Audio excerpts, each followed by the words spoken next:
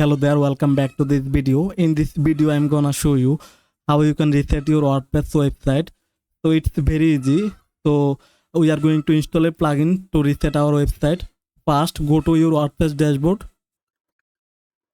Now on the left panel, go to the plugins and click on add new.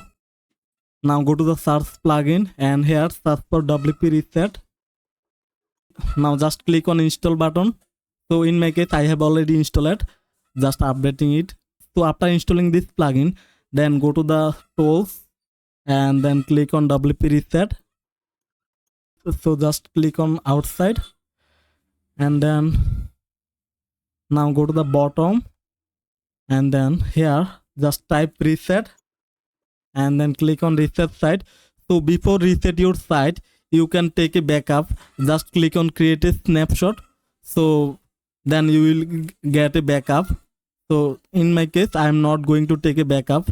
Just click on reset site and then click on reset WordPress.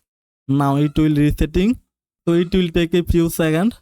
So after that our site will be completely blank. So now if we will check our site, so this is how you can reset your WordPress site using WP reset plugin. So hope that this video helped you out. Thanks for watching.